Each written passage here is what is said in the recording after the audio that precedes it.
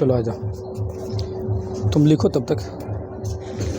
देखो ध्यान से, पहला चैप्टर पढ़ चुके हैं लोग। दूसरे चैप्टर का हेडिंग देखेगा सब तो क्या लिखा हुआ है, भारत में अंग्रेजी राज्य की स्थापना।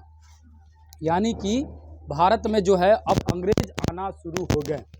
ठीक है, पहले चैप्टर में मोटा मोटी हम लोग भारत के इतिहास को थोड़ा बहुत समझे लो, कैसे आधुनिक काल में भारत के बारे में क्या पढ़ना है, कैसे पढ़ना, किस तरह पढ़ना है। तो पहले क्लास नहीं देखा होगा जाकर देख लेगा, आराम से पूरा मिल जाएगा। और आप लोगों को भी पहला चैप्टर को डिटेल में याद कर लेना है, उसमें एक भी पॉइंट नहीं छूटना चाहिए, है ना। अब अगर छूटेगा तो दिक्कत है, ठीक है, क्योंकि बहुत इसको डिटेल में समझा चुके हैं। दूसरे चैप्टर में आओगे तो सबसे पहले पेज पर, पेज नंबर 23 निकाल लीजिए। पेज नंबर 23 में दिया हुआ है, सबसे ऊपर ही दिया हुआ है, औरंगजेब की मृत्यु हो जाती है। औरंगजेब की मृत्यु कब होती है रे? 1707 में मरता है। ठीक है, औरंगजेब 1707 में मरता है। जैसे हम लोग मध्यकाल के बारे में पढ़े तो लो 7वां क्लास में जब हम लोग पढ़े थे लो, तो उसमें क्या था कि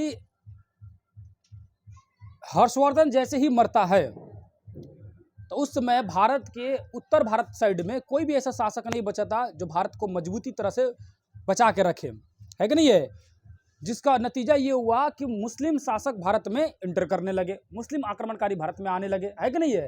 ठीक उसी तरह औरंगजेब जैसे मरता है, औरंगजेब के मरने के बाद कौन आने लगता है भारत में? अंग्रेजों का वर्चस्व बढ़ने लगता है। अंग्रेज तो पहले से ही थे, लेकिन अंग्रेजों का वर्चस्व बढ़ने लगता है। समझ आया? जैसे भारत में औरंगजेब की मृत्यु होती है, क्योंकि औरंगजेब के समय भारत बहुत, उसका साम्राज्य बहुत बड़ा था, मुगलों का बहुत बड़े क्षेत्रों तक वो आक्रमण करके अपना क्षेत्र कब्जा किया हुआ था। ठीक है, बहुत बड़ा विस्तार किया हुआ था। लेकिन धीरे धीरे जब औरंगजेब की मृत्यु होती है तो उसके बाद जो अगला मुगल काल आते हैं, यानी उनको कहा जाता है उत्तर मुगल काल, वो लोग आते हैं तो उतने ज़्यादा वो योग्य नहीं रहते हैं, जिसका नतीजा होता है कि उनके प्रभाव कम पड़ते जाता है और अंग्रेजों का प्रभाव बढ़ते जाता है, जिसमें बहुत सारे युद्ध भी होते हैं। और ये युद्ध भी निर्णायक भूमिका निभाते हैं अंग्रेजों को यहाँ पर अपनी स्थापना करने के लिए। मतलब जो युद्ध बताएंगे लगातार, जैसे पलासी का युद्ध होगा, वांडीवास का होगा, वेदरा का होगा, पानीपत तृतीय होगा, बक्सर का युद्ध होगा, ये सारे युद्ध में अंग्रेजों को फायदा होता है, बहुत फायदा होता है।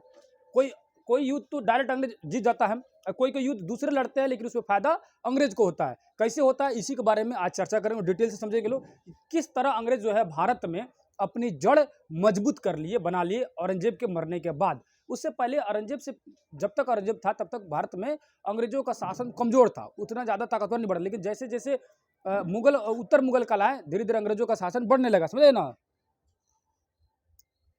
आगे चलो, देखो ध्यान से, औरंगजेब की मृत्यु हो जाती है, कब मृत्यु हो जाती है?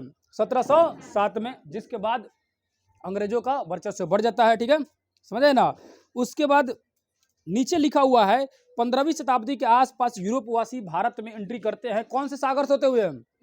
लाल सागर। तो लाल सागर कहाँ है? बहुत अच्छे, सऊदी अरब है, अफ्रीका, उसके बीच में एक सागर है, उसको बोला जाता है लाल सागर। लाल सागर से ऊपर में देखेगा तो भूमध्य सागर है, दोनों के बीच में एक नहर है, उस ये नहर बना हुआ, क्या बोलते हैं उसको? स्वेज नहर बोलते हैं। भूमध्य सागर से लाल सागर में आइएगा तो स्वेज नहर होके आइएगा। ठीक है, समझ ना। लाल सागर से होते हुए कहाँ पहुंच जाइएगा? भारत में पहुंच जाइएगा, समझे ना। ओमान की खाड़ी उसके नीचे, सऊदी के नीचे देश ओमान है, ओमान की खाड़ी नीचे है। ठीक है ना। आगे चलो, तो क्वेश्चन पूछता है कि भारत में यूरोपवासी किस सागर से आते थे? कब आते थे? 15वीं शताब्दी में, क्योंकि 1498 में नहीं आया था, उसके बाद धीरे धीरे बहुत सारा आने लगा सम, है कि नहीं है। अब आगे लिखा हुआ है कोलंबस और वास्को डी गामा, ये पिछले चैप्टर में पढ़ चुके लोग, खोजी यात्राओं में कि जितने भी यूरोपवासी थे वो अपने व्यापार को बढ़ाने के लिए अलग अलग जगहों को खोजना शुरू किए, जिसमें कोलंबस भी खोज रहा था, वास्को डी गामा भी खोज रहा था, ज़्यादातर लोग भारत को खोज रहे थे, इसलिए कि सबको पता था कि भारत जो है समृद्ध या ना, मतलब पूरी धनी मनी देश है, भारत में पैसा संपत्ति बहुत ज़्यादा था, धन दौलत बहुत ज़्यादा था, इसीलिए सारा कोनो यहीं पे आना चाहता था लोग। ठीक है, जिसमें कोलंबस भी खोजने की कोशिश करता है, और कहाँ पहुँचता है? वो पहुँच जाता है अमेरिका में, और वास्को डी गामा जो है डगमाते हुए पहुँच जाते हैं कहाँ पे? भारत में पहुँच जाता है। कब? 1498 में, है कि नहीं है। कल इसको हम लोग पिछले क्लास में हम लोग डिटेल से समझ चुके थे लोग। अब आगे समझते हैं लोग। वो आता है तो पिछले क्लास में बताए थे कि जैसे वो सबसे पहले पहुंचता है अफ्रीका के दक्षिणी बिंदु, जिसको क्या कहा गया था? केप ऑफ गुड होप, जिसकी खोज किसने किया था? बार्थोलोम्यू डियाज ने किया था। ठीक है, आगे आएंगे तो देखेंगे ईस्ट इंडिया कंपनी। अब देखो पूरी दुनिया के अंग्रेजों जो था सब, मैंने यूरोपवासी जो था, जैसे पुर्तगाल, डच, स्पेन, नीदरलैंड, हॉलैंड, है कि नहीं है, उसके बाद से फ्रांसीसी, सब भारत में आने की कोशिश कर रहा था, ठीक है। तो अंग्रेज जो था ना, अंग्रेजों का है बैठ रहा था। जो इंग्लैंड वाले थे वो भी सोच रहे थे कि भारत में चला जाए, अब भारत को हम लोग भी लूटा जाए, ठीक है। तो वहां की एक कंपनी थी, ब्रिटेन की कंपनी थी, ठीक है। वो एक कंपनी बनाता है, उस कंपनी का नाम रखता है क्या, ईस्ट इंडिया कंपनी। और वो कंपनी का ऑर्डर तभी मिलेगा जब उस पर महारानी जी क्या करेंगे, साइन करेंगे, मुहर लगा देंगे। तो महारानी के पास जाता है लो ईस्ट इंडिया कंपनी लेके, कंपनी का फॉर्मेट लेके जाता है लो, कहता है लो कि महारानी ये हम लोग कंपनी बनाया लो, भारत में जाना चाहते हैं लो, और भारत में बिजनेस करना चाहते हैं लो, हम लोग परमिशन दीजिए। वो महारानी से क्या परमिशन ले रहा था, किसी भी प्रकार का अगर भारत में उसको दिक्कत हो रहा है, भारत अनजान जगह उसके लिए, अगर भारत में किसी प्रकार की दिक्कत होगी तो सहायता कौन करेगा, महारानी ने करेगी। महारानी से ऑर्डर लेगा तो नहीं तो चुपचाप चला आएगा, तो कौन अगर मदद करेगा, कोई नहीं करेगा। इसीलिए महारानी से मदद लिया, महारानी से अपना कंपनी का रजिस्ट्रेशन कराया, फाइनल कराया। उस कंपनी का क्या नाम था, ईस्ट इंडिया कंपनी। उसकी स्थापना किस दिन हो रही है, 31 दिसंबर 1600 में। देखो बहुत सारे बच्चों को कंफ्यूजन हो जाता है कि ईस्ट इंडिया कंपनी भारत में 1600 में आया, 1600 में आया भारत में, अरे बन रहा है वहां पे ब्रिटेन में 1600 में बन रहा है, भारत में थोड़ी आया 1600 में। ब्रिटेन में उसकी 31 दिसंबर 1600 की स्थापना हो रही है। एक मतलब हो गया कि जस्ट अगला दिन 1601 हो गया, 31 दिसंबर को हो रहा है कि नहीं है। तो 1601 के आसपास में तो वो तो ब्रिटेन में बन रहा है वो कंपनी। किसने किया, कौन महारानी उसको साइन करके दी, महारानी एलिजाबेथ। कितने वर्षों के लिए दी थी उसको, 15 वर्ष। देखो कंपनी कितना होशियार था, कंपनी वाला कितना दिमागी था। सब कंपनी बनाते समय क्या किया लो, महारानी से साइन करा लिया लो कि महारानी जी सिर्फ हम लोग को परमिशन दीजिए, हमारे जाने के बाद दूसरे किसी को नहीं भेजिएगा। उसी को बोला कि एका अधिकार, मतलब सिर्फ उसी कंपनी के एक अधिकार था, दूसरी कंपनी ब्रिटेन से नहीं आएगी। अलग अलग देशों वाला तो अपना जाने, ब्रिटेन से दूसरी कंपनी नहीं आएगी जब तक इसको अधिकार है। वो अधिकार धीरे धीरे बढ़ते गया, एकाधिकार बढ़ते गया। ये एकाधिकार खत्म होगा 1813 में, 1813 का चार्टर एक्ट आएगा, आगे बताएंगे। उसमें एकाधिकार समाप्त होगा कंपनी को। उसके बाद स्वतंत्र व्यापार खोल दिया गया कि अब कोई भी कंपनी जाओ वहाँ पे अपना बिजनेस करो, आम आदमी भी ब्रिटेन से जाओ वहाँ बिजनेस करो, ब्रिटेन वालों के लिए, अंग्रेजों के लिए, इंग्लैंड वालों के लिए, समझे ना। तो इंग्लैंड में एक कंपनी बनती है ईस्ट इंडिया कंपनी। 31 दिसंबर 1600 को महारानी एलिजाबेथ द्वारा बनाया जाता है और उस कंपनी को 15 वर्षों के लिए एकाधिकार दे दिया जाता है। वो कंपनी भारत की तरफ मूव कर देती है, भारत की तरफ आना शुरू हो जाती है। भारत में किस लिए आ रही थी, वो लूटने आ रही थी, जैसे बाकी सब यूरोपीय देश वाला लूटने आया था, है कि नहीं है। तो वो भी भारत में आती है। उसके बाद लिखा है वाणिज्यवाद। वाणिज्यवाद मतलब क्या होता है, नीचे आइएगा 25 नंबर पेज में, नीचे में लिखा हुआ है ये बॉक्स का। वाणिज्यवाद, वाणिज्यवाद मतलब होता है कि पैसा कमाना, पैसे कमाने के उद्देश्य मतलब अपनी उद्योग धंधा को बढ़ाना, अपने बिजनेस को बढ़ाना, वाणिज्यवाद कहलाता है कि नहीं है, समझ रहे ना। इसमें पूरी डिटेल में लिखा हुआ है। वाणिज्यवाद का मतलब होता है लाभ कमाने के उद्देश्य से व्यापारिक गतिविधियों को क्या करना रे, पूरी करना, या व्यापारिक गतिविधियां बढ़ाना, मतलब व्यापार बढ़ाना किस उद्देश्य से, पैसा कमाने से, उसे क्या बोलेंगे, वाणिज्यवाद बोलेंगे, ठीक है। और भारत में बहुत सारी चीज़ फेमस है, जैसे सूती वस्त्र, रेशमी वस्त्र, ठीक है। ये क्या बोलते हैं, नील फेमस था, अफीम फेमस था, सोरा फेमस था, बारूद वगैरह। लेकिन ये सारी चीज़ बहुत ज़्यादा भारत में फेमस है। इन सब चीज़ों को, मसाला काफ़ी ज़्यादा फेमस था। मसाला तो तुर्की वाला ही फेमस कर, सॉरी पुर्तगाल वाला ही फेमस कर दिया था लो, वास्को डी गामा आया था तो राजा जमोरिनो भर बोरा उसको मसाला दे दिए और इतना ना बेच दिया यूरोप में कि वहाँ के लोग मसाला के फेमस फैन हो गए थे, ठीक है। क्योंकि वो जगह है ठंडा प्रदेश, वहाँ मसाला लोग ज़्यादा यूज करते हैं, मीट वगैरह मसालादार खाना ज़्यादा यूज करते हैं लोग सर। लेकिन भारत की तरह नहीं, भारत में तो हचड़े का मसाला लोग खाता है। ध्यान, रियलिटी है, भारत में जितनी खाना स्पाइसी खाया जाता है, जितना तीखा खाया जाता है ना, कहीं नहीं खाया जाता है। नेपालियन तरी खाता है सब, नेपाल के लोग थोड़ा बहुत खाता है क्योंकि हम जानते हैं नेपाली लोग को, ठीक है। लेकिन ठीक, आगे चलो। आगे, नील का इस्तेमाल किस लिए किया जाता था, कपड़ा को रंगने के लिए किया जाता था। पहले का जो नील होता था ना, जब अंग्रेजों ने नील की खेती कराना शुरू किया था लो, इसमें अगला चैप्टर में मिलेगा, तो वो नील पत्ता का था, खेती होती थी। लेकिन बाद में उसका रासायनिक रूप से नील बनने लगा, लैबों में बनने लगा, तब जाकर जिम्मा मतलब हल्का हुआ किसानों का, वरना जबरदस्ती नील की खेती कराया जाता था। जो आगे बुढ़ऊ के बेरा पढ़ेंगे, किस बुढ़ऊ के बेरा में, गांधी जी के बारे में पढ़ेंगे, नील विद्रोह जो हुआ था, ये नील विद्रोह हुआ था कौन, चंपारण में, ठीक है, वो आगे आएगा, ठीक है। अब आगे चलिए, आगे क्या लिखा हुआ है, कंपनी का विस्तार। मतलब भारत में जब ये कंपनी आती है, इंग्लैंड की जो कंपनी आती है, तो अलग अलग जगहों में अपना फैक्ट्री खोलना शुरू करती है। सबसे पहले खोलने की कोशिश करती है कहाँ पे, सूरत में। कब, 1800 में कदा 1608 में खोलने की कोशिश करती है कदा। ओकरा बाद बीच में काम रुक जाता है, किसी कारणवश से वहाँ का शासक उसको ऑर्डर नहीं देते। उस समय का शासन किसका था, किस मुगल वंश का शासन था रे? 1608 में जहांगीर का था। अकबर मर गया था निर्गदवा, 1608 में जहांगीर का शासन था। जहांगीर के शासन काल में उसको काम को रोक दिया जाता है, समझ ना। फिर बाद में अब वहां से रुक गया काम, तो फिर भाग के कहाँ चला जाता लोग, मसूलीपट्टनम में। मछलीपट्टनम पहले का नाम था, अब मसूलीपट्टनम हो गया है। मसूलीपट्टनम में चला जाता है, वहां पर जाके अपनी पहली फैक्ट्री खोल लेता है पूरा तरह से। तो क्वेश्चन दो तरह से पूछेगा, अंग्रेजों द्वारा पहली फैक्ट्री लगाने की कोशिश कहाँ किया गया था? सूरत में। पूर्ण रूप से फैक्ट्री कहाँ लगवाया? मसूलीपट्टनम में। वापस सूरत में कब कंप्लीट किया? 1817 दिमाग में घुस गया करे, 1613 में, ठीक है, समझे ना। उसके बाद हुगली, हुगली कहाँ है? बंगाल में। बंगाल, हुगली में कब लगाता है? 1651 में। उसके बाद पटना में कब? 1632 में। डच कंपनी जो है वहां पर खोलती है, 1632 में अपनी फैक्ट्री खोलती है, कंपनी खोलती है, बड़ी सी बिल्डिंग खोलती है। वही बिल्डिंग में जो है आज पटना विश्वविद्यालय है। हाँ वही है, करिए वही है, सच्ची में वही है, वही है। और पूरा छोटा सा था, उसको बहुत बड़ा बना दिया और नया नया बिल्डिंग बना। मतलब पुरानी जो बिल्डिंग है ना, वो 1632 के पटना विश्वविद्यालय के अंदर में है, वही है। अब उसमें कॉलेज चलता है। अभी भी है, हाँ। तो बिल्डिंग पुरानी थोड़ी टूट गई है, अंग्रेज के द्वारा बनाया गया वो पुल है, वो सब अभी भी है। बहुत सारा बिल्डिंग है अंग्रेज के द्वारा बनाया गया, कहाँ है? टूट थोड़ी जाएगा। अंग्रेज से पहले पहले क्या, मुगल जो बनवाया था वो आज तक है, अंग्रेज तो बाद में आया लो। उससे पहले तो मुगल था सब ना, नहीं है अभी तक।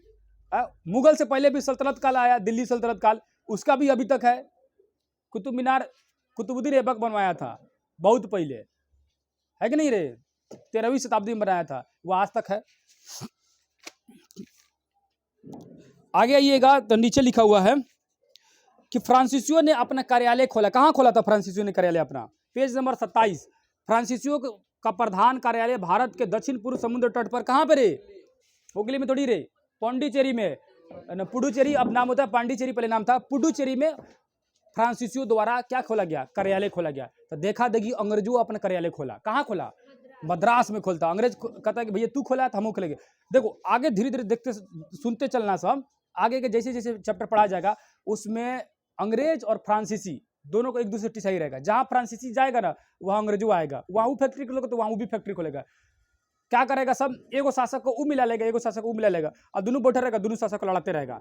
जेकर शासक जीत गया जिस पार्टी का, जैसे फ्रांसीसी क्या करेगा, एगो राजा को अपने तरफ ले लेगा, अंग्रेजों एगो राजा को अपने तरफ मिला लेगा और दोनों राजा को लड़वा देगा। लो जिसका जीता उसका वहां पर कंपनी खुल गया, जिसका हार गया वो चल गया। खूब आगे ये लोग चलेगा, फ्रांसीसी और अंग्रेजों में खूब लड़ाई चलेगा आगे। ये यहीं पर नहीं है, वो अमेरिकी स्वतंत्रता संग्राम, अमेरिका में भी ऐसे ही था। अमेरिका में भी फ्रांसीसियों था सब और अंग्रेजों था सब, समझ ना, दोनों था। लो फ्रांसीसियन अमेरिका का मदद कर रहा था, लो दोनों मिल के अमेरिका और फ्रांसीसी ब्रिटेन को, अंग्रेजों को मार के भगा दिया सब, ठीक है। तो हर जगह उसी तरह है। आगे आइए, आगे आते हैं तो अंग्रेज और बंगाल लिखा हुआ है, सुनो ध्यान से। बंगाल के बारे में हम लोग समझते हैं, लो देखो ध्यान से। बंगाल जो था ना उस समय बंगाल उस समय सबसे ज्यादा स्मृत क्या था? सूबा था, राज्य था, ठीक है। कौन सा? बंगाल। बंगाल ये हम लोग का पहले ये क्या बोलते हैं, ये बांग्लादेश जो है, पहले बांग्लादेश भी क्या था, इसी में था। ये पूरा जो एरिया है ये सब क्या था?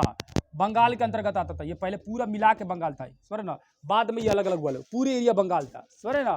तो बंगाल के बारे में रॉबर्ट क्लाइव का एक लेखक लिखता है कि बंगाल के लोग इतना धनिक थे कि ब्रिटेन में जो बड़का बड़का धनिक लोग था ना, यहाँ के एगो नॉर्मल आदमी उतना धनिक था। आम आदमी इतनी धनिक थी कि ब्रिटेन के बड़का बड़का धनिक लोग से भी बराबर था लोग। मतलब यहाँ के आम इंसान और ब्रिटेन का धनिक बराबर था सब। अब यहाँ का धनिक वो कैसे होगा सब?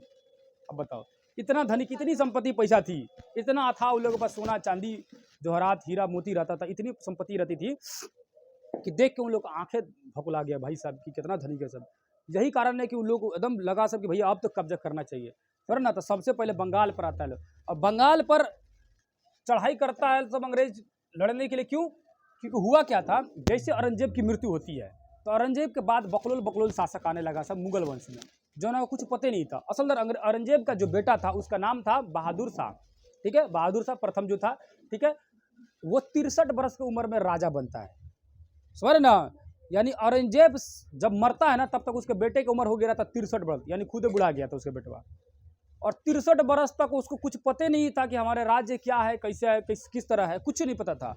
जब वो शासक राजा बना ना तो उसको कुछ नहीं पता था। जैसे जब राजा बनता है तो जब उसके दरबार में लोग बताते थे कि पंजाब आप ही का है, ये आप ही का है, तो उसको अजीब लगता था, जा यहाँ तक मेरा एरिया है, कुछ पता नहीं था उसको। इसीलिए उसको कहा गया साहे बेखबर। साहे मतलब होता है बादशाह, शहंशाह, ठीक है। बेखबर मतलब होता है खबरें नहीं है इनको। तो किसको साहे बेखबर कहा गया? बहादुर शाह को, औरंगजेब का जो बेटा था, उसको कुछ पता ही नहीं था कि हमारा राज्य साम्राज्य कितना बड़का है। मुगल वंश का जब शासन था ना, तो उसमें बंगाल, अवध, हैदराबाद, कर्नाटक, बहुत सारे राज्य मुगल के संग संग मिल के रहते थे। जब देखा लोग भैया हमारे राजा को खुदे नहीं पता है कि हम ओकरा संगे है कि नहीं है, तो ओकरा संगे रहला से कोनो फायदा नहीं है, फायदा निकल जाइए, हट जाइए। तो सबसे पहले बंगाल बोला कि हम ही हट जाते हैं, अब मुगलों के संगे नहीं रहेंगे, सर ना। तो मुगलों से स्वतंत्रता ले लिया कौन? बंगाल। स्वतंत्र होकर नया स्वतंत्र बंगाल की स्थापना कौन करता है? मुर्शिद कुली खान, और अपनी राजधानी बना देता है मुर्शिदाबाद। उसके बाद अगला शासक कौन बनता है? अलीवर्दी खान, ठीक है। कब बनता है? 1740 में, 1740 के आसपास में अलीवर्दी खान बंगाल का शासक बन जाता है, बंगाल का नवाब बन जाता है, ठीक है। बंगाल का वो शासक बन गया, ठीक है। अब जो है अलीवर्दी खान के बाद उसका जो नाती था, उसका क्या नाम था रे? सिराजुद्दौला। क्या नाम था? सिराजुद्दौला, ठीक है। तो स्वतंत्र बंगाल का शासक बनता मुर्शिद कुली खान, ठीक है, बनता है ना मुर्शिद कुली खान रे। ओकरा बाद बनता अलीवर्दी खान 1740 में। ओकरा बाद बनता उसका नाती कौन? सिराजुद्दौला। सिराजुद्दौला जो बनता है ना, वो अंग्रेजों का चाल से भली भांति परिचित था। वो जानता था कि अंग्रेज कैसन है, खूब बढ़िया से उसको पता था, है कि नहीं रे? कि बहुत बड़े के झूठे मक्कार टाइप के अंग्रेज रहते थे, बोलते कुछ और थे, करते कुछ और थे। सिराजुद्दौला को अंग्रेजों से बहुत ज़्यादा चिढ़ रहती थी। ये बात फ्रांसीसियों को पता चला, तो फ्रांसीसी सिराजुद्दौला का सपोर्ट में आ गया, और फ्रांसीसियों से सिराजुद्दौला का थोड़ा सा संपर्क बढ़ गया ज़्यादा, ठीक है। उसी बीच में जो बंगाल का जो एरिया था, मुर्शिदाबाद जो एरिया था, जो राजधानी थी, वहाँ पर किला बनाया जा रहा था, फ्रांसीसियों द्वारा भी, अंग्रेजों द्वारा भी। सिराजुद्दौला बोला भैया किला बंद करो, बंद कर दिया लोग किला। अंग्रेज को बोला कि तुम भी अपना किला बंद करो। कौन सा किला बन रहा था? फोर्ट विलियम किला बन रहा था। वो भी बोला कि किला अपना रुकवा दो, बिल्डिंग बड़ी सी किला, सर ना। बोला भैया आज किला बनाएगा, मैंने कह रहा है कंपनी बनाएंगे, कल का किला बनाएगा, कल का कब्जा कर लेगा, भैया कहेगा कि हमारे एरिया हो गया। सिराजुद्दौला जानता था बहुत बढ़िया से अंग्रेजों को, तो मन करा दे, रुकवा दिया, ठीक है, रुकवा दिया। अंग्रेजों ने नहीं रुका लो। फिर उसका सैनिक आके बोला कि महाराज फिर तो बनाने लगा। सिराजुद्दौला खिसिया गया, आया, जितना वहाँ काम कर रहा था उठा के एक रूम में बंद कर दिया, सब बुला के रूम में बंद कर पैक कर दिया, खिसिया के। छोटा सा रूम था, सब रूम में बंद कर दिया, 146 गोला के, चल गया। उसमें एको को छेदे नहीं थे रूम में। जो उसमें धुआंधार हुआ है रात भर, जो धुआं उड़ाया सब 146 गोला। आधा गोला तो सांस लेने का तकलीफ से मर गया सब, और आधा जैसे मरा से मरा सब। लेकिन जो उन लोग का तकलीफ हुआ रात भर में, 146 गोला में से 123 गोला मर गया सब, सांस लेने की तकलीफ से। क्योंकि एक तो हवा ऑक्सीजन आने की उसमें था नहीं, ऑक्सीजन आ नहीं रहा था, और कार्बन डाइऑक्साइड खाली रिलीज हो रहा था उस पूरे रूम के अंदर में। पूरा रूम गैस से भर गया था, क्योंकि रूम के से हवा निकलने के लिए कोई जगह नहीं था, हवा आने की कोई जगह नहीं था, सब तबाह पूरी तरह से। 123 गो आदमी क्या हुआ? मर गया, 23 गो बचा। उसी 23 में से एगो पत्रकार था, वो भागल गया, अंग्रेज अधिकारी बड़का, उस समय जो गवर्नर जनरल था उसके पास दौड़ गया, और जा के बाप रे बाप, सिराजुद्दौला बहुत खतरनाक है मर्दे। जब अपनी आप बीती सुनाया तो वो डरा गया सब, भाई एक रूम में इतना आदमी को बंद किया जाता है? दर्दनाक मारा। उस सब इस पर सिराजुद्दौला का सबक सिखाने के लिए रॉबर्ट क्लाइव को भेजा कि तू जाओ। रॉबर्ट क्लाइव को सेनापति था, उसको भेजा कि तुम जाओ और सिराजुद्दौला का सबक सिखाओ कि सूंघ के आदमी मारा है, इसका बदला लो, वरना छोड़ना नहीं है, सर ना। सिराजुद्दौला का आता लोग मारने के लिए। सिराजुद्दौला के पास खुद अपनी सेना बहुत ताकतवर थी। कितनी सेना थी उसकी? 30,000 सैनिक था उसका, कोई कमजोर नहीं था सिराजुद्दौला, वो लड़ सकता था। अंग्रेजों जानता था कि बड़ी ताकतवर है, ध्यान सुनना, अंग्रेज भी जानता था कि सिराजुद्दौला नहीं हारेगा। तो सिराजुद्दौला का सेनापति था कौन? कौन था रे सिराजुद्दौला का सेनापति? सिराज का अमीर संतरने का दावा। सेनापति कौन था रे? मीर जाफर था। कौन था रे? मीर जाफर। क्या था इसका? सेनापति था, सेना लोग का पति था, ठीक है। सेना लोग के क्या था? पति था, पूरे सेना का पति था, मालिक, मतलब पूरे सेना का मालिक था। तो मीर जाफर को मनाने की कोशिश किया लोग कोशिश के लिए कि देखते हैं ये मानता है कि नहीं मानता है। अब मान कर चलो कि भनक लगा होगा कि मीर जाफर जो है सिराजुद्दौला को पसंद नहीं करता, तब ना कोई आएगा उससे मिलने के लिए, है कि नहीं है। तो भनक लगा होगा कि मीर जाफर जो है सिराजुद्दौला को उतना पसंद नहीं करता है, इससे आया सब मनाने के लिए। अंग्रेजों डायरेक्ट नहीं आया, सब दुगड़ा के भेजा। सब क्या क्या नाम था, अमीर चंद और जगत सेठ, ये दोनों गुड़ा था सब ना अंग्रेज के संगे संगे कंपनी में शेयर होल्डर था सब। माने जैसे नहीं होता कोई कुछ कंपनी खुल रहा है तो हम भी पैसा लगा दिए, हम भी उसके हिस्सेदार हो गए। तो अंग्रेज की जो भी कंपनी खुलता था ना वो बंगाल में, उसके हिस्सेदार था सभी सब। अमीर चंद्र और जगत सेठ, ये दोनों को अंग्रेजों का काम दिया सब, टास्क दिया सब कि तुम जाओ बड़का दलाली करके आओ, मतलब जाओ और मीर जाफरा से जाकर बतियाओ और बतिया के बोलो कि हम लोग का सपोर्ट करो और सिराजुद्दौला का हटाओ गद्दी पर से बंगाल के, ठीक है, तुमको हम लोग बंगाल का नवाब बना देंगे। लोग सिराजुद्दौला मान गया। अब जब ये सेटिंग हो गई तब युद्ध की घोषणा कर दिया रॉबर्ट क्लाइव, हम तोरा से लड़ता हूँ, सिराजुद्दौला के आ जाओ मैदान में, फील्ड में आ जाओ। सिराजुद्दौला का थोड़ी मालूम था कि हमारा सेनापति मिला हुआ है। फील्ड में पहुंच गया, लो वहां गया, जो फोर्ट विलियम का जो किला बना हुआ था उस किला को सिराजुद्दौला कब्जा कर लिया, घेर घार लिया, पीट पाट के सब भगा दिया। सिराजुद्दौला समझा कि भैया तुम तो जीत गया आसानी से। ओकरा बाद सिराजुद्दौला को मीर जाफर बोला कि जाइए महाराज, अब तो घरे जाइए, आप का दिक्कत है, कौन बतिया देगा यहाँ पर, हम है नहीं। जब मीर जाफर लौटा तो रास्ते में उसको मीर जाफर का बेटा और कुछ सेना मिलके क्या करता है, लोग सिराजुद्दौला को मार देता। क्योंकि सिराजुद्दौला का लगा भैया हम जीत गए हैं, हमारे सामने कौन टिकेगा, रॉबर्ट क्लाइव भी हाबी जबी क्या कर लेगा, तो ठीक है सर ना। जब वो लौटता है तो थोड़ी सी टुकड़ी उसके साथ में जाती है, पूरी सेना थोड़ी जाती है। मीर जाफर अपने लगे सेना को रख ले रहता है और भेज देता है, थोड़ी सी टुकड़ी जाती है, इधर से छुप के था सब अंग्रेजवन, अब पकड़ को कचर के मार देता है सब सिराजुद्दौला के। सिराजुद्दौला गया मर, बन कौन गया, मीर जाफर बन गया वहां का बंगाल का नवाब। ये था अंग्रेजों का दलाल, गुलाम एक तरह से, है कि नहीं है। क्योंकि अंग्रेज इसको बनाए थे, जिस तरह अंग्रेज बोलते तो इस तरह करता था, ठीक है। इसका एक दामाद था, उसका क्या नाम था, मीर कासिम नाम था। एक दामाद था, क्या नाम था, मीर कासिम। ये एक से ज्यादा होशियार था। ये गया अंग्रेज के लगे, कहा कि हमारा ससुर कितना पैसा देता है, जितना भी देता है उससे हम ज्यादा देंगे, हमको नवाब बना दीजिए। अंग्रेज बोला कि भैया हमारा करना का है, हमको पैसे ही नहीं चाहिए, ये लोग से टैक्स नहीं चाहिए, तू ये बन जाओ नवाब, तुम बन जाओ। ससुर का हटा के दामाद को बना दिया गया नवाब। और जैसे बना ना तो उस सिराजुद्दौला का दिमाग क्या था, वो अंग्रेज को पसंद नहीं करता था, लेकिन वो चाहता था कि हम बने। बनते ही क्या किया, अंग्रेज से पत्ता काट लिया कि अब आ जाओ। पहला काम किया, सबसे पहले अपने राजधानी बदल दिया। इसलिए राजधानी में भीड़ ज्यादा होता है, मार्केट ज्यादा रहता है, वहाँ चहल पहल ज्यादा होती है, ठीक है ना। वहां पर अंग्रेजों की गतिविधियां ज्यादा थी। पहले राजधानी कहाँ था, मुर्शिदाबाद, वहां अंग्रेज ढेर थे लोग। पहले राजधानी बदल दिया, मुर्शिदाबाद से कहाँ ले गया, मुंगेर में। कौन ले गया था, मीर कासिम ले गया था। किसका दामाद, मीर जाफर का, है कि नहीं है। अपना राजधानी बदल दिया। अब बदलते फ्रांसीसी से दोस्ती कर लिया। अभी अब दोस्ती कर लिया, मुंगेर में क्या किया, बंदूक के कारखाना बैठा दिया, ले बंदूक बनाओ, हथियार बनाना शुरू कर दिया कि अब अंग्रेज चलेंगे। ये बात मालूम चल गया अंग्रेजों को, ले भाई तो गलती कर दिए, ऐसे बढ़िया तो मीर जाफर था और ससुरे बढ़िया था, है कि नहीं है भाई। तो खतरनाक निकला। अंग्रेज कहा ना ठीक नहीं है, हटा जल्दी हटाओ। अंग्रेज फिर वापस किसको बना दिया, लो मीर जाफर को बंगाल का नवाब बना दिया। लो मीर कासिम भड़क गया, हमरा हटा दिया, थोड़ा सा लड़ाई करेंगे। तो रॉबर्ट क्लाइव बोला आ जाओ, लड़ाई करना है तो मीर कासिम जाता तो अकेले जाएंगे तो कचर देगा सब, है कि नहीं। भाग गया वहां से, भागल कहाँ आया, भाग के पहुंचा अवध में। यहाँ से भाग के आ रहा है कहाँ में, अवध, यूपी का जो जगह है, यूपी को अवध पहले कहा जाता था। अवध में पहुंचता है। अवध में आता है किसके पास, सुजाउद्दौला का। याद रखना सिराजुद्दौला और सुजाउद्दौला दोनों अलग है। सिराजुद्दौला बंगाल का था और अवध का कौन शासक था, सुजाउद्दौला। कौन था रे, ना सुजाउद्दौला, ठीक है। सुजल था, फूलल था, सूज गया था, मोटा गया था, ठीक है। तो याद रखना सुजाउद्दौला। तो अवध के नवाब सुजाउद्दौला के पास पहुंचता है कौन, मीर कासिम पहुंचता है। जब वहां जाता है तो देखता है कि यहाँ मुगल बादशाह शाह आलम द्वितीय बैठा है। तो कह जा चाचा आप भी आए हैं, लीजिए। तो कहा ठीक है हुआ, सब बड़ा तीन गुड़ा बढ़ जाता है सब। शाह आलम द्वितीय, सुजाउद्दौला और मीर कासिम तीनों बैठ के गप मारता है। लोग उगरियाता है अंग्रेज की, बहुत हरामी, तो कहता है हरामी है, बहुत बड़ा हरामी है मर्दे। तीनों को बतियाता है बैठ के, मन भर गरिया लेता है, मारा जाएगा। वो कहता हम मारेंगे, हम तो लाठी से मारेंगे, वो कहता हम बांस से मारेंगे। खूब सेटिंग हो जाता है तीन गुड़ा के। सेटिंग करके कहता है कि अब अंग्रेज को पिटा जाएगा।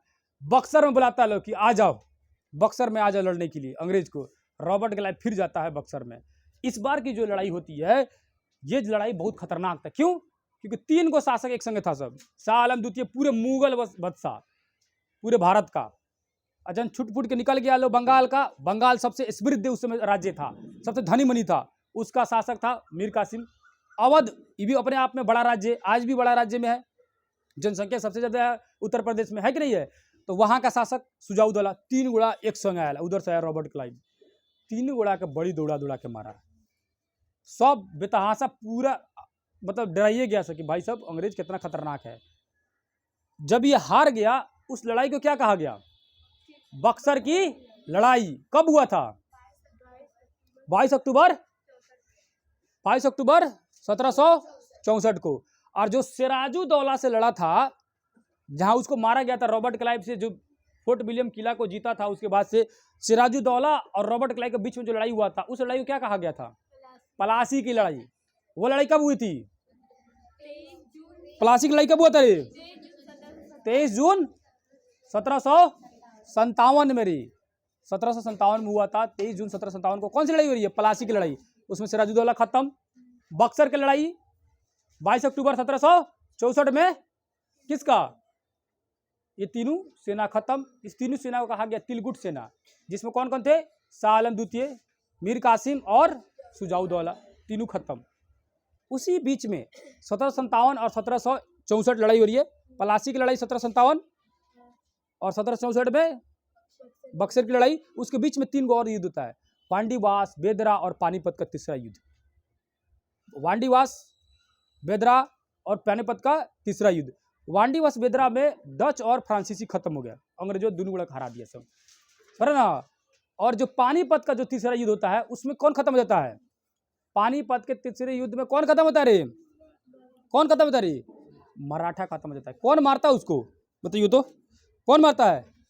अफगान शासक मारते। ध्यान सुनो, जब औरंगजेब की मृत्यु हो जाती है, औरंगजेब के मरने के बाद भारत में हिंदू शासकों का वर्चस्व धीरे धीरे बढ़ने लगा। शिवाजी महाराज जो थे, उनके बाद उनके पेशवा जो थे, प्रधानमंत्री थे, उनका वर्चस्व बढ़ गया। वो उनका शासन धीरे तेजी से बढ़ने लगा, समझ ना। जिसमें बहुत सारे पेशवा हैं, बालाजी बाजीराव, बाजीराव द्वितीय, बालाजी बाजीराव, समझ ना, बाजीराव प्रथम, बहुत सारे ऐसे शासक आए और पेशवाओं ने शासन किया भारत में, जिनको मराठा साम्राज्य कहा जाता है। ये मराठा साम्राज्य बहुत तेजी से बढ़ रहा था, लगभग भारत के बहुत सारे क्षेत्रों में कब्जा कर लिया था, समझ ना। भारत के समझो कि लगभग पूरे भारत को कब्जा कर चुका था लोग। ऐसा माना जाता था कि अब जो है हिंदू वंश का शासक फिर से वापस आ चुका है। उसी बीच में आता है कौन? अहमद शाह अब्दाली, अफगानिस्तान से। उसको बुलाया था कि तू आओ रे, तुम आओ यहाँ पर। मराठा बहुत तेजी से आगे बढ़ रहा था। अहमद शाह अब्दाली आता है, इधर से मराठा शासक पहुंचते हैं कहाँ पर? मराठा सैनिक पहुंचते हैं पानीपत में, जो हरियाणा का जगह है पानीपत, ठीक है। जगह का नाम है पानीपत, इसीलिए उसको पानीपत की लड़ाई बोलते हैं, ठीक है। हरियाणा में वहां पहुंचते हैं लोग। कौन? इधर से मराठा शासक, उधर से अफगान में अहमद शाह अब्दाली। दोनों बड़ा भयानक लड़ाई होता है और अफगान शासक मराठा शासकों को हरा देते हैं। मराठा शासकों को हरा देते हैं, समझ ना। इससे जो मराठा की शक्ति जो बढ़ रही थी बहुत तेजी से ना, वो अचानक से खत्म हो गया, समझ ना। इससे अंग्रेज बीच में तो नहीं था, अफगान और मराठा लड़ रहे थे, लेकिन इससे फायदा किसको हो गया? इसलिए फायदा हो गया 57 में प्लासी की लड़ाई में बंगाल का शासक खत्म, सिराजुद्दौला। वांडीवास में खत्म, डच वाला। बेदरा में फ्रांस वाला खत्म, ठीक है। उसके बाद से जो पानीपत का तीसरा युद्ध हो रहा है, जो हिंदू शासक तेजी से बढ़ रहे थे, जिसको अंग्रेज मान के चलो कि अगर अफगान वाला नहीं हराता तो अंग्रेज लड़ता, मराठाओं को दाबने की कोशिश करता, लेकिन उसका काम कौन कर दिया? अफगान वाले अहमद शाह अब्दाली आया और मराठाओं को रोक दिया, अंग्रेजों का वर्चस्व बढ़ गया। अब सिर्फ बचे थे मुगल शासक, जिसको बक्सर की लड़ाई 1764 ईस्वी में उनको भी क्या करता है? खत्म कर देता है, तिलगुट सेना को भी हरा देता है। इस तरह अब भारत में कौन सबसे ज्यादा ताकतवर बच गया था? सिर्फ अंग्रेज बच गए थे सबसे ज्यादा ताकतवर। अब जाहिर सी बात है, अंग्रेज जब ताकतवर बच गए थे तो ये किसी से डरेंगे? नहीं डरेंगे। और ये जो पानीपत की जो लड़ाई हो रही थी 1761 में, कब हुआ था? 14 जनवरी 1761 को। ध्यान सुनना, प्लासी की लड़ाई किस डेट को, कब? 23 जून 1757। पानीपत का तीसरा युद्ध कब? 14 जनवरी 1761। बक्सर की लड़ाई कब? 22 अक्टूबर 1764। प्लासी में Sirajuddaulah versus Robert Clive. Panipat में अफगान वर्सेस मराठा। बक्सर में तिलगुट सेना वर्सेस रॉबर्ट क्लाइव। तिलगुट सेना में कौन कौन? मीर कासिम, सुजाउद्दौला और शाह आलम द्वितीय। समझ आ गया ना। तीनों लड़ाई अंग्रेजों को पावर बढ़ा दिया, बाकी सारे का पावर खत्म कर दिया। समझ आ गया ना। अंग्रेज की पावर बढ़ गई। अब अंग्रेज का पावर बढ़ जाएगा तो किसी से डरेंगे नहीं। अब वो एक नियम लाया है, कौन सी, सहायक संधि, कि भैया अब सिंपल लेटर लिख के भेज देते थे कि हमारा से दोस्ती कर लो ना तो तोरा पर कब्जा कर लेंगे। इसी को बोला गया सहायक संधि। सहायक संधि सबसे पहले डरे स्वीकार कौन कर लिया था? हैदराबाद का निजाम, ओकरा बाद अवध का शासक। हैदराबाद का निजाम सबसे पहले सहायक संधि से स्वीकार किया, उसके बाद अवध का शासक। ठीक है, एक क्वेश्चन छूट गया। जो बक्सर की जो लड़ाई हुई थी उसके बाद संधि हुआ। संधि बना होता है समझौता। ये खाली इतना ही पूछता है कि बक्सर की लड़ाई के बाद मतलब जो संधि हुई, उस संधि को क्या कहते हैं? इलाहाबाद की संधि कहा जाता है। कब हुआ? 1765 में हुआ। 64 में लड़ाई हारा लो, अगले साल उन बीच में समझौता हो जाती है। तो बक्सर की लड़ाई के बाद जो समझौता होती है उसको समझौता बोला जाता है इलाहाबाद का संधि या इलाहाबाद का समझौता। समझ आए ना, जो शाह आलम द्वितीय और सुजाउद्दौला के साथ में किया गया था। अंग्रेज करा था लो। और समझौता का चीज झूठे को बैठ के एगो कागज ले लेता लो, मन भर निकले रहता, जबरदस्ती बोलता साइन करो, है ना, एरिया हमार हो गया, है सब हमार हो गया, सेना हमार, सब कुछ हमार, पैसे तू देगा, खाएगा तू, रखेगा तू, सब कुछ जो मर्जी अंग्रेज लिखवा लेते थे लोग, सब कुछ साइन कर जल्दी। अब जरा ऊपर तलवार लटका है गर्दन पर, साइन नहीं करेगा, डरे साइन कर लिया, ठीक हो गई, चुप से साइन करते थे। समझ आया? आगे चलो। तो सहायक संधि स्वीकार करने वाला कौन था? हैदराबाद का निजाम। उसके बाद अवध का शासक। ठीक है, उसका अंग्रेज का और ही मन बढ़ गया, विलय नीति लाया लो, हड़प नीति लाया लो। माने हड़प नीति, विलय नीति में क्या था कि भैया जिस शासक का बेटा अपना नहीं होगा, गोद लिए हुए बेटा को नहीं मानेंगे, और एरिया को हमर हो गया, हम कब्जा कर लेंगे। समझ ना। हड़प नीति में या विलय नीति में किस किस को मिला लिया? सतारा, संबलपुर, उदयपुर और नागपुर, इस सब एरिया को क्या किया? कब्जा कर लिया। ये हड़प नीति विलय नीति कौन लाया था? दलहौजी लाया था हड़प नीति या विलय नीति, है कि नहीं है? तो धीरे धीरे भारत में जितने भी शासक थे सबको पकड़ पकड़ के कब्जा करना शुरू कर दिया। अब यहाँ देखो क्या क्या लिखा हुआ है। ठीक है, स्वतंत्र बंगाल में मुर्शिद कुली खान, और सिराजुद्दौला सब पढ़ लिया। ठीक है, समझ आ गया। जिसको सिराजुद्दौला को हराने में इसका ही लोग जो थे, व्यापारी जो थे, अमीन चंद्र और जगत सेठ और मीर जाफर, यही था लोग। कोलकाता शहर की स्थापना किसने करता है? जॉब चरनॉक। कब करता है? कब करता है रे? कलकत्ता शहर की स्थापना कब होती है? 1696 में। कौन करता है? जॉब चरनॉक। कौन कौन जगहों को मिला के? सुतानाती और कालीकता और गोविंदपुर। देखा लापरवाही का नतीजा, सब भूल गया सब। 1200 रुपया में 3 को जगह खरीदता है। जॉब चरनॉक, सुतानाती, कालीकता और गोविंदपुर, ये तीनों जगहों को 1696 में खरीदता है और तीनों को मिला के एक नया शहर बना देता है। उस शहर का नाम रखता है कोलकाता। कौन रखा? जॉब चरनॉक। याद रखिए कब किया? 1696 में। कितना रुपए में खरीदा? 1200 रुपये में। कौन कौन जगह? सुतानाती, कालीकता और गोविंदपुर, 3 जगहों को खरीद के कोलकाता बना देता है। बुझा गया? ओकरा बाद आगे लिखा हुआ है पलासी का नामकरण। पलासी कैसे पढ़ा? हाँ, पलासी जो है ये किसके नाम पे पलासी पड़ा है बताओ? फूल का नाम है, पलास का फूल। उससे क्या बनता है? अबीर वगैरह बनाया जाता है पलास के फूल से। ठीक है, समझ ना, उसी के नाम पर ये पलासी के नाम पड़ा, समझ ना। उसके बाद लिखा हुआ है 1759 के समय में जब ये लड़ाई हो रही थी, 1757, 59, 60, 61, 64 वाला जो भी, तो उस समय अंग्रेज का प्रधानमंत्री कौन था? रॉबर्ट क्लाइव तो भारत में था, ये विलियम पिट था। अंग्रेज का कौन सा प्रधानमंत्री था? इंग्लैंड का प्रधानमंत्री कौन था? विलियम पिट था। बक्सर का नाम बक्सर क्यों पड़ा? जो बक्सर की लड़ाई पड़ है, लेकिन बक्सर का नाम बक्सर क्यों पड़ा? उसकी पूरी बढ़िया से कहानी लिखा हुआ। किस number? Page number, page number आ जाओ। पेज नंबर लिखा हुआ 34 में। ठीक है, इन्हें भी जाने, नीचे ये कहता पूरा बॉक्स में लिखा पूरी बक्सर की कहानी। उसमें देखेंगे 2 साधु थे, साधु तपस्या कर रहे थे, एक साधु का तपस्या भंग हो गया, वो शराब दे दी, शराब देने के बाद मूर्ति बन गया, उनको तालाब में नहवाया गया, तो उसके बाद फिर से वो आदमी बन गए पुनः। ठीक है, पूरी बढ़िया से कहानी दिया हुआ है। इसी वजह से उस तालाबों का नाम या उस जगह का नाम क्या पड़ गया? ब्यागसर। ब्यागसर से क्या हुआ है ना, अंग्रेज आए तो उस ब्यागसर को बक्सर बोले, और बिहारी लोग हम लोग खूब बढ़िया डिजाइन का नाम रख दिए, बक्सर को बक्सर बना दिए, तो बक्सर बन गया, है कि नहीं रे? हम लोग तो नाम बनाने में ऐसे ही भी आ गया, है कि नहीं है? तो बक्सर हो गया उसी तरह। तो ये कहानी इसमें दिया हुआ है, आप चाहिएगा तो उसको पढ़ के देख लीजिएगा, पेज नंबर 34 में लिखा हुआ है। ठीक है, पूरे डिटेल में बक्सर की पूरी कहानी लिखा हुआ है।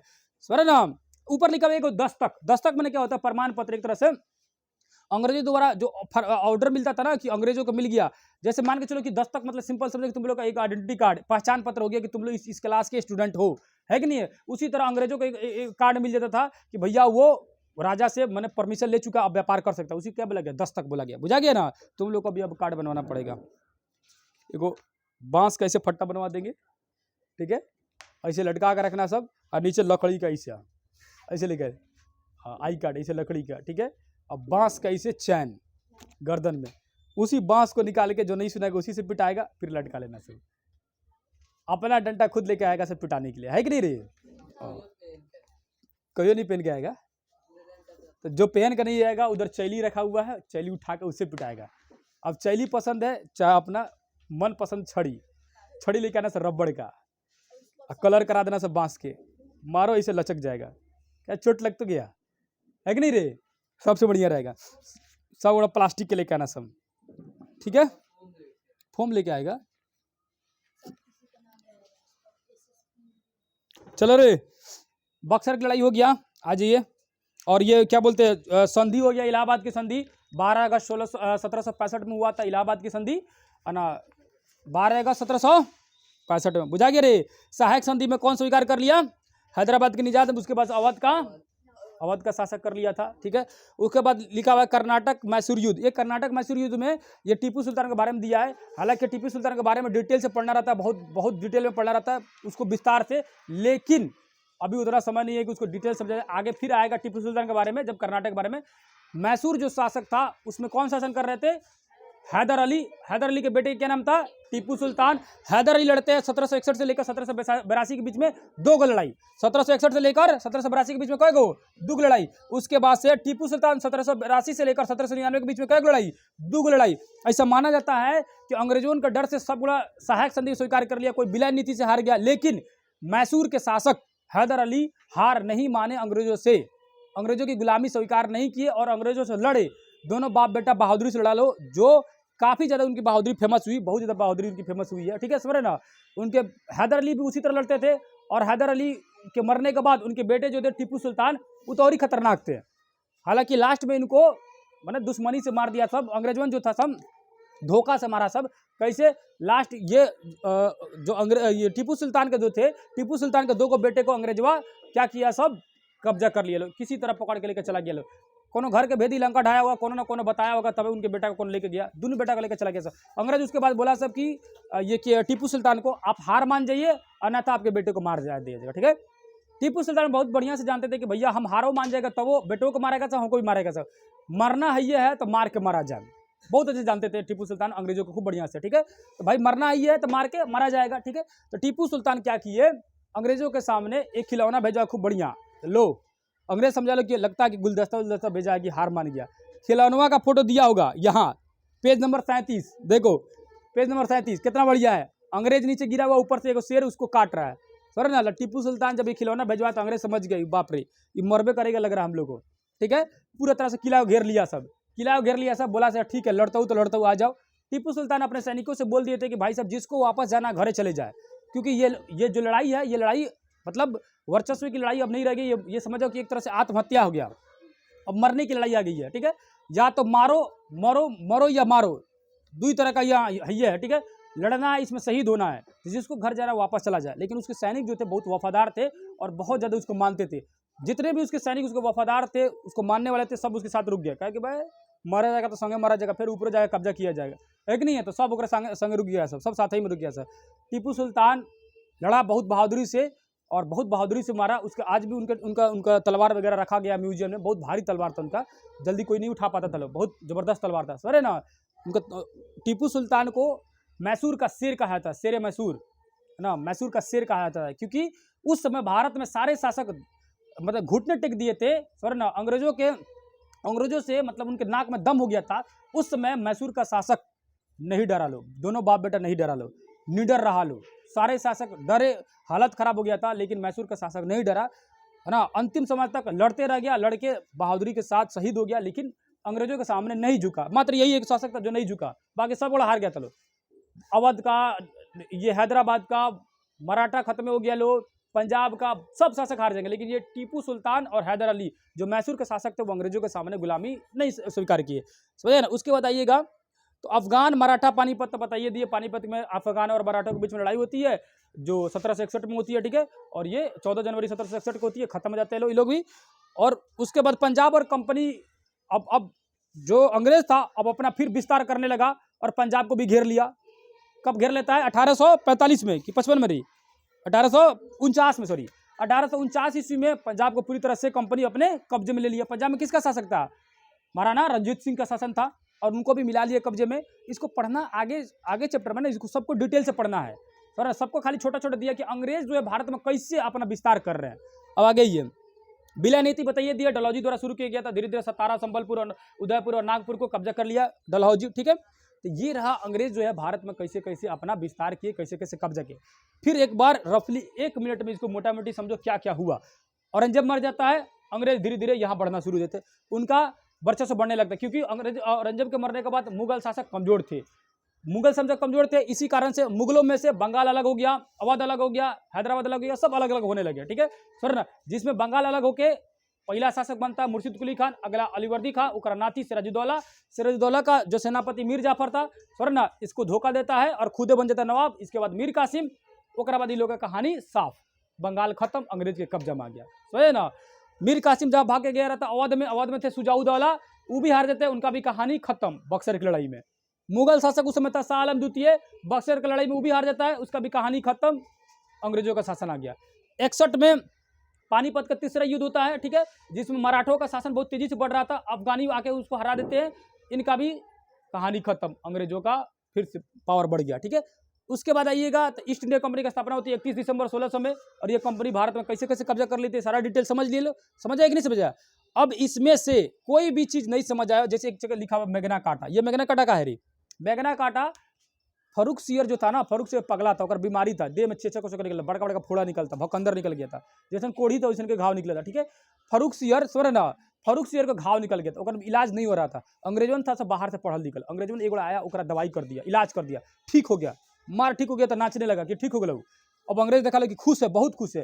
तो याद रखिएगा, ज्यादा आदमी खुश होता है ना तो खुशी में या ज्यादा गुस्सा में है ना, गम में कुछ बोल देता है, बाद में समझ जाते जा कहा बोल दे रही हम, सर ना। जैसे आदमी का खुश रहेगा, वाह बहुत खुश, अगला जन होशियार है, कहेगा बाइक दे दीजिए ना, तो ले ले ले चाबी ले, बाद में जा बाइक को ले गया मेरा। आदमी खुश रहता है तो कुछ कर देता है, अच्छा ज्यादा गुस्सा है तो गाली दे देता है, बाद में समझ आता है कि जा बेकारे कर दिए, है कि नहीं है। इंसान अपने जिंदगी में 2 चीजें हमेशा बचना चाहिए, सर ना। पहला बात कि सबसे पहले कि क्या बोल रहे हैं इसको एकदम सोच समझ के बोलिए, और किससे बोल रहे हैं, ये चीज क्या बोलना और किससे बोलना, ये 2 चीज़ अगर समझ आ जाएगा तो समझ जाओ कि हमेशा आदमी बचा रहेगा, समझ ना। ऐसे हम लोग के नबी साहब का भी कहना है कि खाते समय हाथ पर कंट्रोल रहे और बोलते समय जुबान पर कंट्रोल रहे, समझ ना। तो खाते समय हाथ पर कंट्रोल रहेगा तो सेहत आपका सही रहेगा, और बोलते समय जुबान पर कंट्रोल रहेगा तो आपका जुबान भी है ना, नियत भी और व्यवहार भी सही रहेगा, सर ना। 2 चीज़ें, जैसे खाते समय इन्हें कि बढ़िया खाना आ गया तो देखो बाप रे बाप इतना बढ़िया भाकुर वगैरह पूरा चाप लिए, ले नट्टी पर ठूस लिए तो उसको गैस मतलब एक्सिलिटी मतलब एसिड बढ़ गया आपके शरीर पेट वगैरह में, सर ना। अब उसको पचाने के लिए अलगे, अब ऊपर से इनो पीजिए, कोल्ड ड्रिंक पीजिए, और तबीयत खराब हो गया तो अलगे प्रॉब्लम, है कि नहीं है। अब बोलते समय किसको क्या बोल रहा है, जबान पर अगर समझ नहीं आया कुछ बोल दिए, सर ना, तो अलगे व्यवहार। जैसे बहुत दिनों का दोस्ती यारी, कई सालों का दोस्ती यारी, थोड़ा सा बात की वजह से अलग हो जाता है, नहीं होता लो रही है, तनका कौन बोल देगा कुछ भी हट अलग। 2 साल 4 साल से दोस्ती जा रहा है, और 2 मिनट या 2 शब्द कुछ बोल दिया, खराब लग गया उसको अगला को, दोस्ती खत्म, है कि नहीं है, आदमी खत्म हो जाता है एकदम अलग अलग। अरे हम मेरे ही बहुत एक दोस्त था, बहुत ज़्यादा क्लोज था, समझे ना। उससे शुरू से हमको लग रहा है कि बचपने से उससे बात करते थे लोग, एगो बात उससे खाली हम लोग के बात एक दूसरे से मैच नहीं किया, कुछ बोल दिया हमको खराब लग गया, उससे बात की हुई 1.5 साल हो गया खाली। अब बचपन से दोस्ती था, बोल दिया तब खत्म, ना हम उससे ना उससे, सर ना। उसको आदमी किसी काम में मदद किया, मदद के बदले में लगा उल्टा ही सीधा बोल रहे, हम कह ले भाई, कहे कि यार इससे तो अच्छा दुश्मन को मदद कर देते तो कम से कम नाम लेता, सर ना। तो हम बोले समझ आ गया भाई, अलग। तो बोलते समय जैसे बंदूक से निकला हुआ गोली और जुबान से निकली हुई बोली वापस कभी भी नहीं आता है। निकल गया तो निकल गया, कोनो ना कोनो को छेदबे करेगा, गोली जाएगा कोनो को मरबे करेगा, जबान निकलेगा, गोली से शरीर में छेद होगा और बोली से दिल में छेद होगा, दुगो, ये कभी भी वापस नहीं आता। इसी समय बोलते समय ध्यान रहे कि क्या बोल रहे हैं, समझे ना। आगे चलो, खैर कितनों समझाइएगा, जोश जोश में आदमी होश गवा देता है, बोलते समय थोड़े समझ आता है क्या बोल रहा है, बाद में ना आदमी बढ़ के पछताता है कि बेकारे बोल दिए हैं, है कि नहीं है। आगे चलो, समझ आ गया ना। तो ये जो चीज़ है, ये जो चैप्टर है, सेकंड नंबर चैप्टर हो गया, जो 8 क्लास का बिहार बोर्ड का, समझे ना। इसमें किसी को दिक्कत होगा तो कंप्लीट पूछ लेना सब, ठीक है। तीसरे चैप्टर की तरफ में अगले दिन पढ़ा जाएगा, नेक्स्ट क्लास में जब भी, ठीक है। समझ आएगा नहीं समझ। अब रह गया क्वेश्चन आंसर जो था इसी का, थोड़ा बता दीजिए आप लोग। आइए पेज नंबर 40, पहला क्वेश्चन दिया हुआ है, खाली जगह रिक्त स्थानों को भरे। भारत और यूरोप के बीच में स्थल मार्ग में होने वाले व्यापार में डैश की महत्वपूर्ण भूमिका थी। अरब के सौदागरों का महत्वपूर्ण भूमिका थी। कंपनी द्वारा खरीदा गया माल डैश में रखा जाता था, फैक्ट्रियों में रखा जाता था, गोदामों में रखा जाता था। एक के बाद एक कई लड़ाइयों ने मराठों को क्या कर दिया, कमजोर कर दिया। डैश अंग्रेजों में पहली सहायक संधि स्वीकार करने वाला था, कौन था, हैदराबाद का निजाम। दूसरा कौन था, अवध का शासक।